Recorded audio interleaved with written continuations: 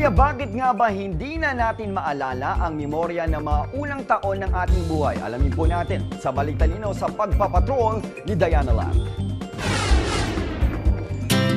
Ano ang iyong unang alaala? Ilang taon ka nang maganap ito?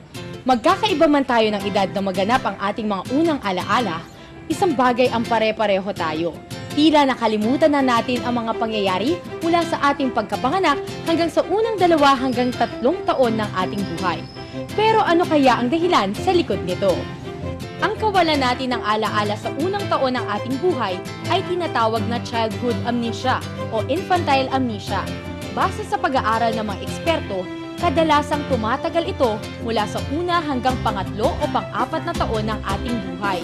Ilang mga teorya ang pinanghahawakan ng mga eksperto na dahilan sa likod ng fenomenang ito. Taong 1916 nang gumawa ng teorya ang isang kilalang psychologist na si Sigmund Freud.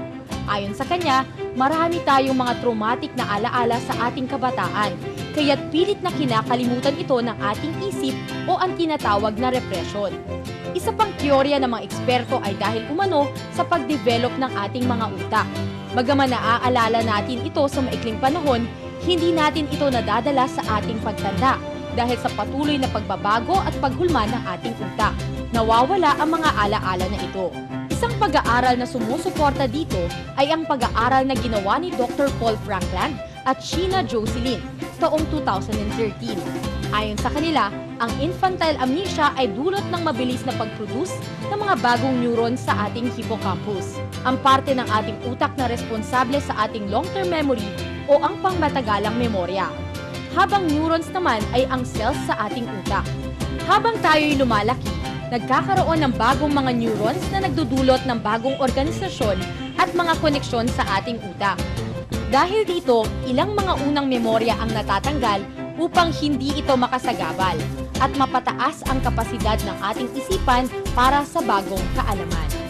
Kayamanan ang kaalaman, kaya't importante na tayo'y marunong at may alam. Para sa iba pang butil ng kaalaman na nais mong malaman, mag-text o tumawag lamang sa mga numerong makikita sa iyong telebisyon. Ako si Diana Lat, nagpapatrol para sa Balik-Talinaw.